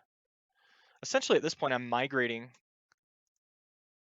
ideas that I developed here, and I'm migrating them now to my mind map, and it's fleshing out how the message is going to flow. You know, I'm still tied in my brain. I'm still tied to this. I want to see how this is going to flow, because this idea of not requiring complete understanding, that could soak up almost this entire main point. I need to be careful that I'm not detracting too much from the text itself and what the text itself is teaching on this topic. And so I want to think through this real quick. Because kingdom citizenship is a journey, we must ensure that we appropriate the word properly. And I'll talk about the journey of kingdom citizenship. Now, the problem is I also need to mention,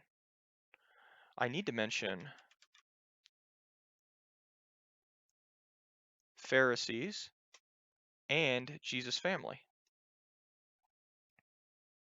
because they represent, and I need to mention all of the seed.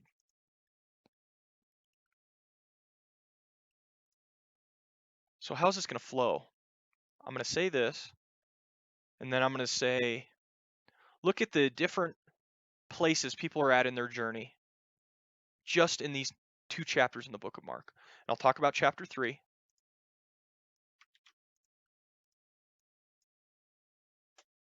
So I'm just going to put Mark 3, caps lock, Mark 3, Pharisees.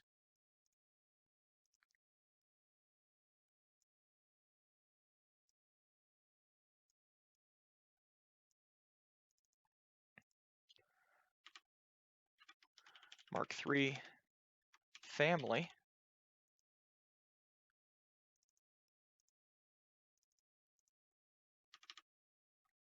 Mark 4, soils. Mark 4, disciples. So I need to go into all that. And that I will just be generally proving the point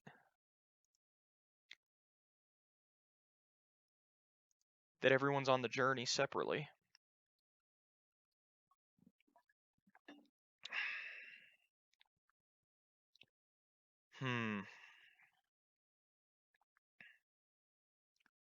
See, this will preach, and I really like this. It's very insightful, I think, into the text. Again, I didn't come up with this. I read this in a commentary. But I think this is very insightful, and people are going to enjoy this point that people don't need to fully understand in order to become a follower, in order to become a disciple. But transitions are key, I guess. What I'm thinking through right now is transitions. How do I get from this to this? How do I get to this point? And also, how do I not make the text essentially, how do I not do damage to the text by trying to force it into a box that I want? Here's, I guess, what I'm saying. I don't want to say, I like this idea and just force it in there. I want this to be a natural outflow of what the text is saying and a natural application from it. And so I just want to make sure that when I go from this to this to this, that I got there in a legitimate way with transitions that made sense, with transitions that people were able to follow. So that's kind of what I'm thinking through right now. I'm going to need to move this over. And it's hard too. I'm preaching 20 verses. I don't typically preach a unit that large. And the fact of the matter is, when you preach 20 verses, you have to be very selective about what you go into detail on, because you just can't go into huge detail. And especially, I'm going to be making references back to chapter 3, which I preached on last 2 weeks. Just got to be careful. I don't want to get bogged down in detail here. This might be the only detailed point I can make. Because kingdom citizenship is a journey, we must ensure that we appropriate the word properly. How can I demonstrate that it's a journey? Look at all the different people and all the different places they're at in their journey. We've got the Pharisees in Mark chapter 3. Mark chapter 3, we also had Jesus' family. Then Jesus is talking about other people who are in different places in their journey, the different soils that are available. And then finally, we have the disciples, who to them it has been given the mystery of the kingdom, and they are the furthest along in their journey. And yet, even they haven't fully understood. And that's an important point that we need to recognize. Becoming a follower doesn't require complete understanding. Okay, I think that'll transition well.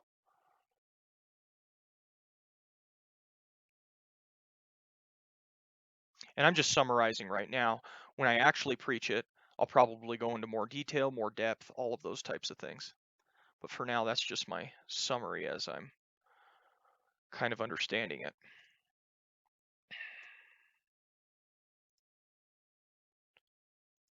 Interesting.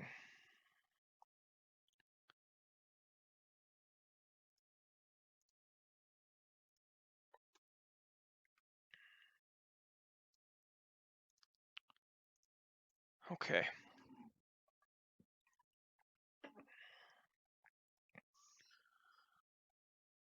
Let's go back. No, I think I need to keep fleshing this out.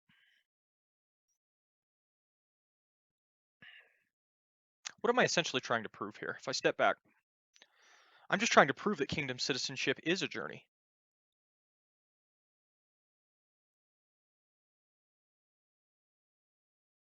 And so I think I've got it, actually.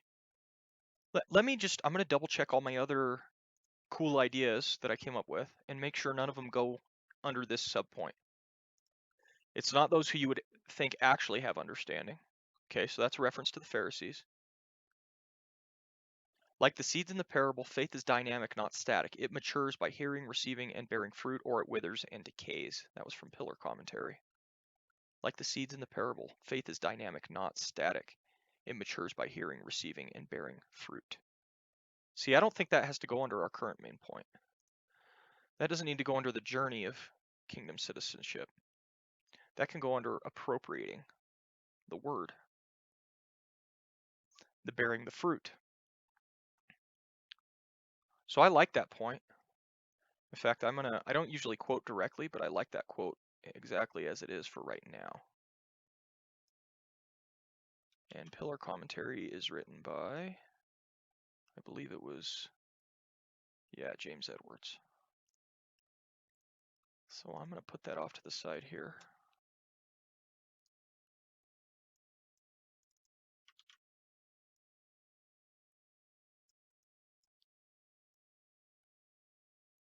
And I'm going to put it in purple.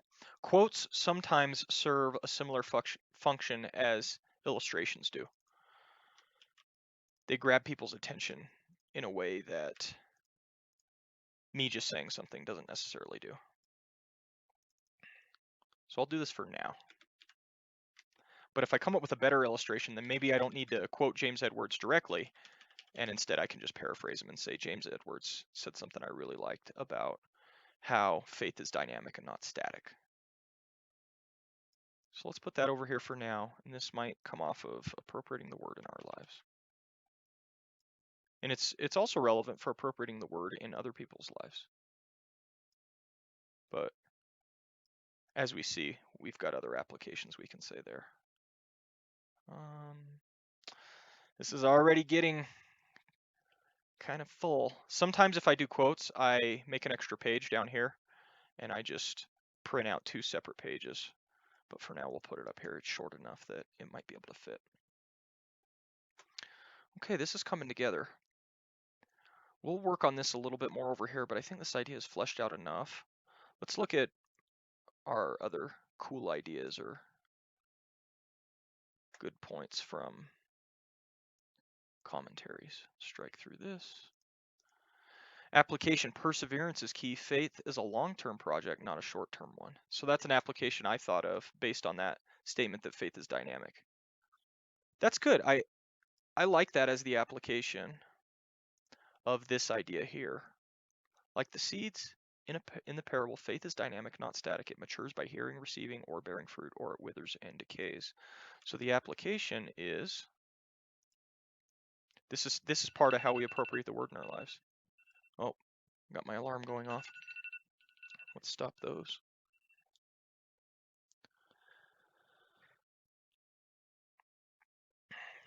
I will have to go here shortly, I think. I've got probably another 15 minutes or so, 10 to 15 minutes. Like the seeds in the parable, faith is dynamic, not static. And then our application was going to be persevere.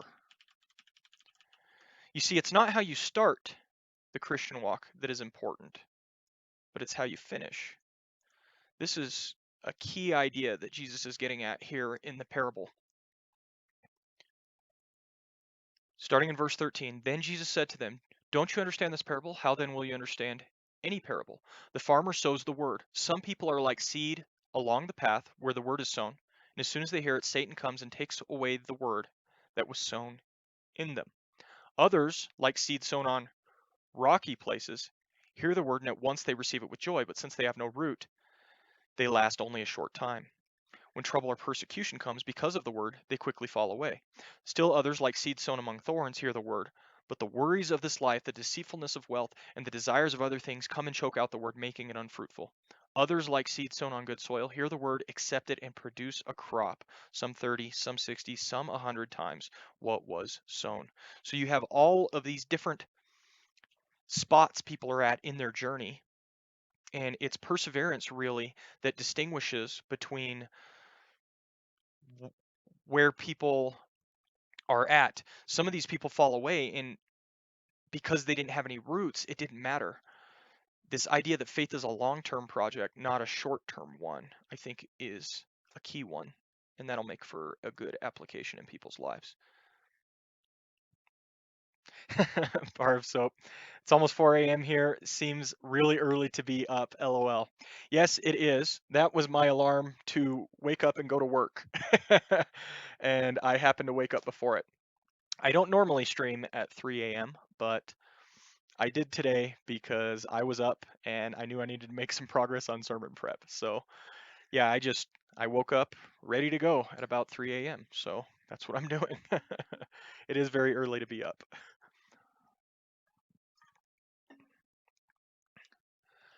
Okay, so perseverance is key. So you can see, like I said earlier, I want illustrations, applications, and I want explanations for all of my main points. And I'm already developing that quite a bit. I've got a good illustration here. Now I could change this and just make an allusion to this quote and instead use a true illustration. I've got a good illustration here, two good applications out of it.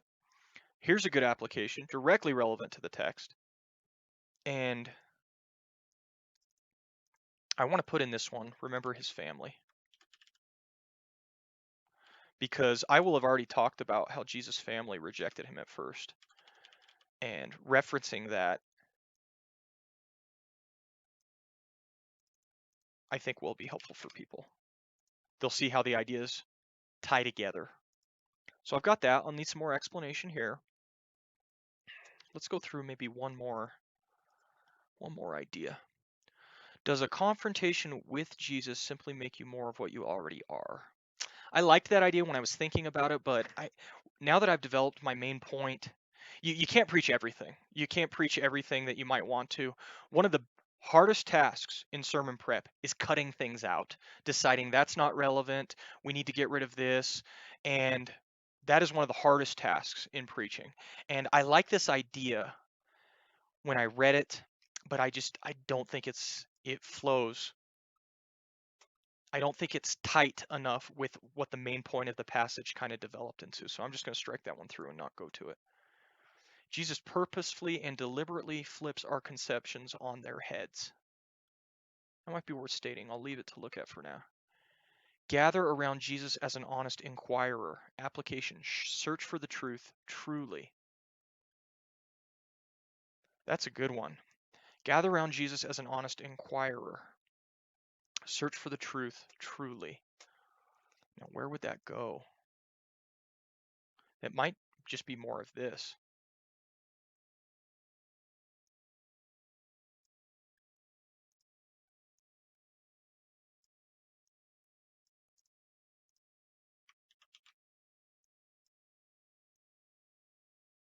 It might go right here. I'll put it here for now. Might move it later. Gather around Jesus. Actually, it's pink because it's an application. So I'm actually gonna stick it right in here. This will be a big one.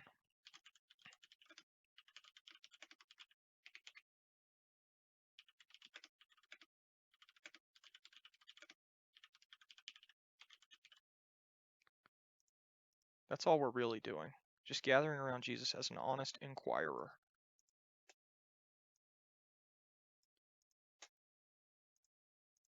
Let's strike that through. Search for the truth truly.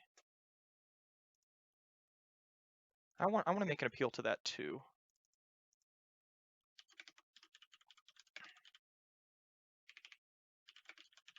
So this will be, this is going to be a nice robust application. I'm going to be able to spend a lot of time on this one Just this little box right here I'll probably preach a good 4 or 5 minutes on just this piece.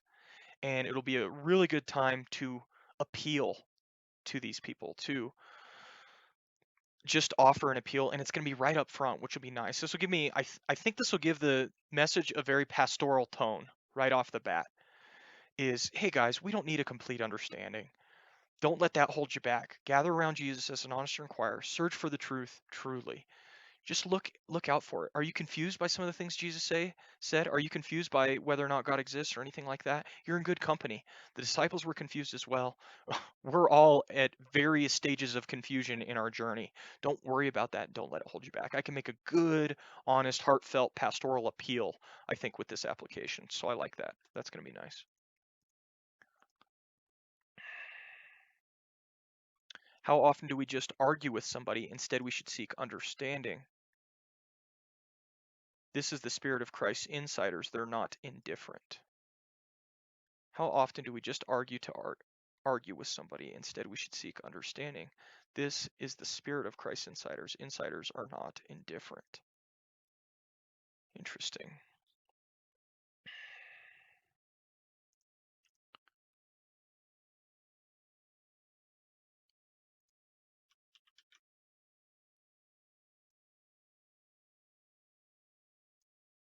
I'm going to put this over here. I'll probably have to flesh this out more. And like I said, I'm probably going to need to cut some stuff out of this section too.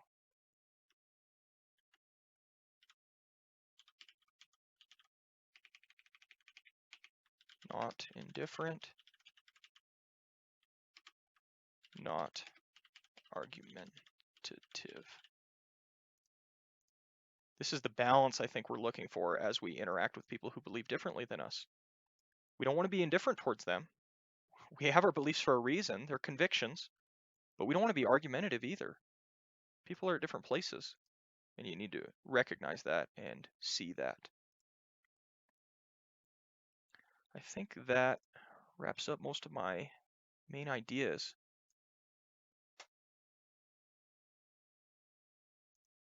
I want to put the word understanding in here too. I think that will be helpful. Understanding.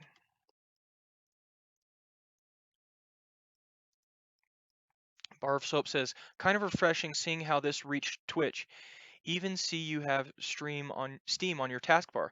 The vast majority of priests where I come from are at least in their late 40s, so there always seems to be a bit of a generation gap as less younger men choose to dedicate a career to this. Oh, I appreciate that, Bar of Soap. Yeah, I've got Steam, and that's how I know about Twitch. Actually, I play video games, but I notice people who stream that are at least successful are either really good at the game they play, and so a lot of people watch them because they're really good, or they have a really great personality and people like them as a person. And even if they variety stream or go to different games or things like that, people will follow them around because they like them as a person. And I kind of thought about that for myself. I am not really good at video games. I like video games. I have several video games I play that I really enjoy, but I'm not good at them. I'm not great at them, you know? And so I actually asked myself, I thought about streaming. I love the idea of streaming. I love the community that you can develop. But I asked myself, what am I good at? And this is something I've dedicated my life to. I go through, I do this every week. I like to think I'm good at it, at least to a degree. That's part of how I got hired. And I love God's word. And this is something I'm good at, something I can offer. And it's also a way of maybe reaching out to others. Depending on how the stream goes, I might get to the point where I play some games casually with other friends or with some of the people on my stream. I might do that sort of thing in the future, just on off days, you know. This doesn't take all week, so there are going to be times when I have some free time and I can do that. But that's kind of what I wanted to build my stream on, is this, because this is something I'm good at. It's something I dedicated my life to, and it's something I can spread the word about and be helpful. And if people find it helpful, great. If people don't and don't interact, that's fine too. I'm okay if this ends up being a very small community of people, and that I'm fine with that. So I appreciate your comment, Bar of Soap. We'll see what happens here. Like I said, you're my first viewer. You're my first person who's ever come on here. I'll try to develop things as I go. I've only been doing this 2 days now, so we'll see how things go. But I really appreciate your comment. We'll see what happens. Very interesting. Okay, I've been going 2 hours nearly now, an hour 55, and I think I'm gonna call it. I've worked through a lot of my ideas, and I've crossed many of them out. I got my title tentatively. I've got my proposition. I've got my 3 main points, and I've really fleshed out some of these ideas quite a bit. Now, this definitely isn't done, and I will be back later today to actually go through this in more detail. But for now, I think I'm going to call it and kind of head out. Later today, I will probably be back on. It's 5 o'clock now. I'll probably be back on around noon, maybe even a little before that, 11 noon, something like that. Maybe even a little later though too, maybe around 1 or 2, probably midday, somewhere between 11 and 2. I'll jump back on and we'll power through maybe the rest of this. I don't know if we can finish today. We're getting close though. I definitely want to read a few more commentaries as well though and see kind of how that develops. Bar of Soap says, maybe post your VODs or part of them on your church website. That's an idea that I had. Part of how I developed this too is I want to turn this into what I call interactive office hours. I found a lot of people weren't coming to my office to interact with me. And I've got a lot of young families. I think a lot of, for example, the moms, they've got, 2 or 3 kids, baby on the hip type of thing. They're not going to be able to come over to the church and see me if they have a question. I could maybe post it to our website like you talked about, and they could interact with me there, or they could follow the link there, and I could maybe be interacting not with just people I don't know, or people I'm getting to know, but also with people that are members of my congregation. They could come in and ask questions too, and they could see my process. This is how I develop what they hear each Sunday. Bar of Soap says, also here, have a follow to start off your community. Wow, I really appreciate that, Bar of Soap. My first follow. I don't even think I have an interactable yet where it pops up and it says so and so is following. So I appreciate that. I'm still working on the stream, and even any links or anything like that you could point me towards to help me out with that, I'd appreciate. But thanks for being with me this morning. And like I said, I'll be back on a little bit later and we'll continue to develop this idea. I don't have formal times yet. This has to get done each week, so I'm definitely going to be streaming weekly, but we'll sort out the formal times as we go. Again, thanks for your time, and I appreciate everyone. And again, Bar of Soap, appreciate the interaction. I notice you have a good setup, just no bot. Nightbot is probably the most common. Good to know. I will actually write that down, and I can put it here as a note for now. Let's see. Nightbot. Appreciate that. And I'll bold that. That won't end up in the sermon, but I'll be pulling this exact thing up here in a little bit. Again, really appreciate the interaction. Bar of Soap, really enjoy that. And everybody who's watching the video after the fact, if you made it this far, well, God bless you, because you made it 2 hours of me just thinking out loud and digging through this text. I hope it was a blessing to you, that you're able to get something out of it. Thank you so much for your time, and I appreciate all of you guys, and anyone who wants to interact with me, please leave comments or anything like that. Thanks again, and I hope you guys have a great day today and a great weekend coming up. It's Friday, so have a good weekend, and we'll see you guys real soon. Take care. Thanks again.